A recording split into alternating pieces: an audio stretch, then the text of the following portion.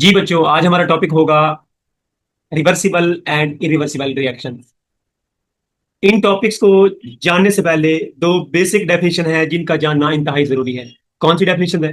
एक रिएक्टेंट की है और दूसरी है प्रोडक्ट की। रिएक्टेंट क्या होते हैं और प्रोडक्ट क्या होती है?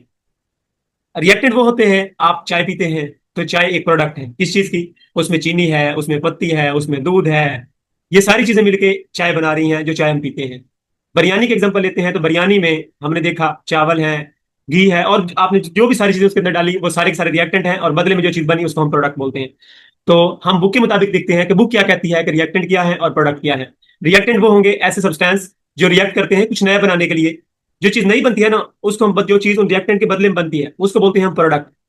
अब हम देखते हैं यहां पर सबसे पहले है रिवर्सिबल रिएक्शन और दूसरा है irreversible reaction, irreversible changes in a chemical reaction.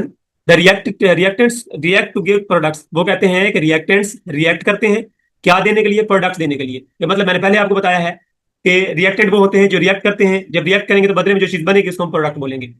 उसके बाद है reaction will continue until all the reactants are one of the reactants is converted into the products. वो कहते हैं कि रिएक्शन उस वक्त तक चलता रहेगा जब तक रिएक्टेंट होंगे वो प्रोडक्ट में तब्दील होते रहेंगे। अगर रिएक्टेंट खत्म नहीं होंगे तो वो प्रोडक्ट बनाते रहेंगे। For example, the following reaction takes place immediately in aqueous solution to give products. अब यहाँ पर एक रिएक्शन दिया गया है जिसमें सोडियम क्लोराइड है और सिल्वर नाइट्रेट है। ये दोनों रिएक्ट करते हैं, मतलब ये रिएक्टेंट है, और जो बदले में ये चीज बन रही है इनको बोलते हैं हम प्रोडक्ट बोलते हैं। तो वो कहते हैं कि यहाँ पर ये सिंगल एरो है। सिंगल एरो से मुराद ये है कि आपने देखा होगा इशारों की तरफ जो एरो लगा होता है वो ये बता डायरेक्शन बता रहा होता है कि इस तरफ जा रहा होता है। ये एरो बता रहा है कि ये वाला जो रिएक्टेंट है ये तो ये बना रहे हैं प्रोडक्ट, लेकिन जो ये प्रोडक्ट है ये दोबारा ये नहीं बना रहे हैं, मतलब रिएक्टेंट दोबारा नहीं बना रहे हैं। तो इसका मतलब ये है कि रिएक्टेंट तो प्रोडक्ट बना रहे हैं, प्रोडक्ट दोबारा रिएक्टेंट नहीं बना रहे हैं। तो ऐसे रिएक्शन को हम बोलते हैं इरिवर्सिबल रिएक्शन बोलते हैं। ऐसे को जो रिएक्टेंट तो प्रोडक्ट बनाए लेकिन प्रोडक्ट दोबारा रिएक्टेंट ना बनाए।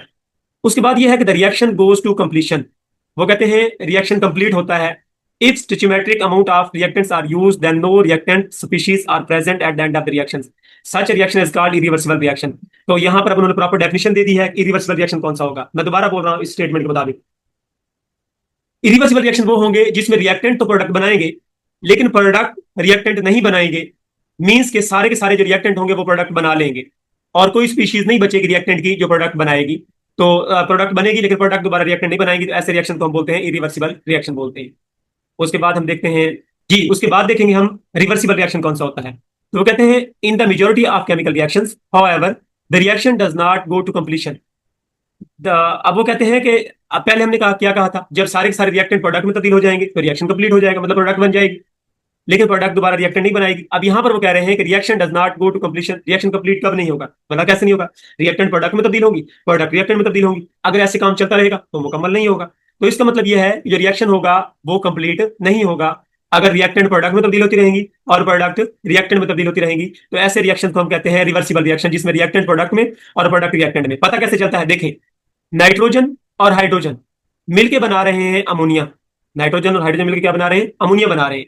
यहां पर हम देख रहे हैं कि डबल एरो लगा हुआ है। एक एरो से मुराद ये है कि यहाँ पर रिएक्टेंट प्रोडक्ट बना रहे हैं और प्रोडक्ट भी दोबारा रिएक्टेंट बना रहे हैं। अगर ये काम सेम चलता रहेगा, मतलब रिएक्टेंट प्रोडक्ट बनाते रहेंगे और प्रोडक्ट रिएक्टेंट बनाते रहेंगे, तो ये क्या हो जाएगा? ये रिएक्शन ऐसे ही चलता रहेगा, ये कंप्लीट नहीं होगा। पता कैसे चलता है रिवर्सिबल रिएक्शन का? डबल एरो के साथ, रिएक्टेंट प्रोडक्ट में और प्रोडक्ट रिएक्टेंट में तब्दील होते हैं।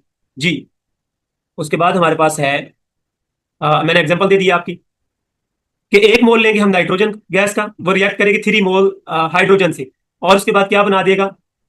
अमोनिया बना देगा। ये देखें अमोनिया गैस बन रही है।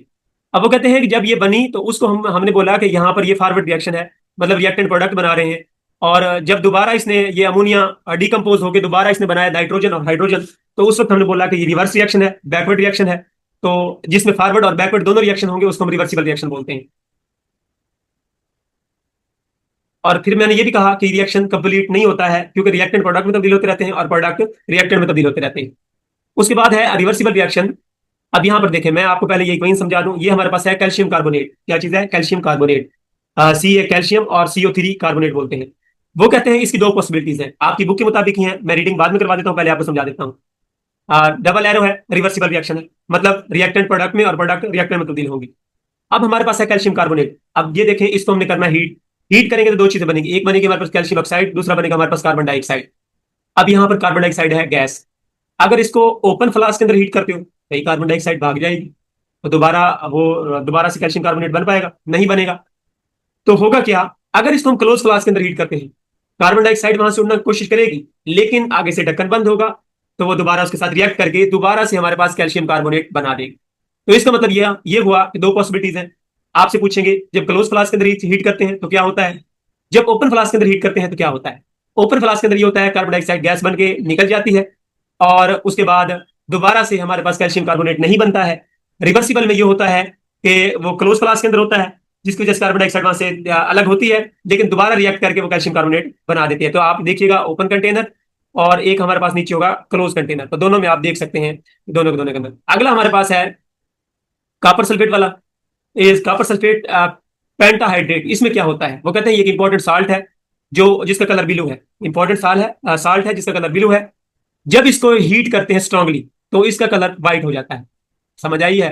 हमारे पास कॉपर सल्फेट है, कलर उसका है ब्लू, हीट करते हैं बन जाता है व्हाइट।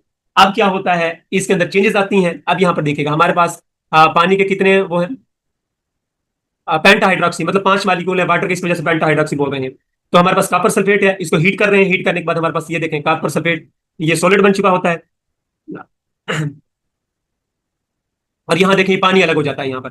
अब यहां पर जो हमारे पास ये था, इसका कलर था ब्लू। इसका कलर कौन सा था, ब्लू। इसका कलर कौन सा होता है, इसका व्हाइट हो चुका है। इसका जब कलर व्हाइट हो चुका है, इसका कलर व्हाइट हो चुका है।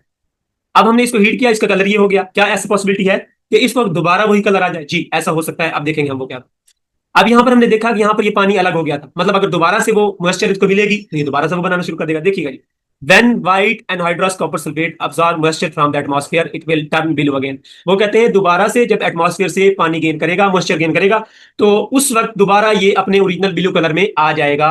इसका मतलब ये हुआ कि ये भी रिवर्सिबल रिएक्शन है। Okay, similar to this when cobalt chloride hexahydrate. अब हेक्साहाइड्रेट मतलब 6 वाटर के मॉलिक्यूल है, CO कोबाल्ट है और Cl2 ये क्लोराइड है। Which is pink in colour, colour कैसा है, पिंक है। Is heated it is convert to anhydrous COCl2 which is blue in colour. वो कहते हैं कि इसका पहले कलर था पिंक, ये देखें पिंक कलर है, और बाद में क्या हो गया, ब्लू हो गया है। अब रीजन क्या है इसकी, मैं इसको थोड़ा सा, ये देखिए, वो कहते हैं in the reverse reaction anhydrous cobalt chloride absorbs less moisture, it is first converted into dihydrate which is purple in color, which dehydrate then further absorb four more water molecules to become a hexahydrate which is pink in color। अब नीचे वाला reaction थोड़ा समझना होगा हमने, जब नीचे वाला रिएक्शन आप समझेंगे तो उसमें समझ आ जाएगा। यहां देखिएगा, वो कहते हैं कि यहां पर हमारे पास है cobalt chloride, anhydrous cobalt chloride है। यहां पर देखिएगा ये ब्लू है, ब्लू है। इसका ओरिजिनल कलर हमने ऊपर देखा था वो पिंक था। अब यहां पर इसका कलर कौन सा है, ब्लू है। इसमें अब देखो साथ यहाँ पर 2 वाटर के मॉलिक्यूल हैं, तो कलर कैसा हो गया, पर्पल हो गया। मजीद मॉइस्चर होगा, मतलब यह है कि मजीद 4 वाटर के जो मॉलिक्यूल हैं वो मजीद ऐड हो जाएंगे। जब ऐड हो जाएंगे तो वो पुराना ओरिजिनल कलर आ जाएगा यहाँ। तो यहाँ देखिएगा अब वो कलर दोबारा से वही आ रहा है, लेकिन प्रॉब्लम क्या था, यहाँ पर ये ब्लू कलर है, ये पर्पल है, ये पिंक है। यहाँ पर देखिएगा कि यहाँ पर 2 वाटर के मॉलिक्यूल हैं और यहाँ पर 6 हैं। जब वो 6 मुकम्मल हो जाएंगे, अगर इससे ऊपर देखें हम, तो यहाँ पर देखिएगा यहाँ भी 6 थे जब पिंक था, जब पिंक था तो 6 थे। तो उसमें जैसे जैसे वो पानी मतलब मॉइस्चर ऐड होती जाएगी, मतलब 2 वाटर के मॉलिक्यूल होंगे तो उस वक्त और कलर होगा, जब 6 होंगे तो उसका ओरिजिनल कलर आ जाएगा।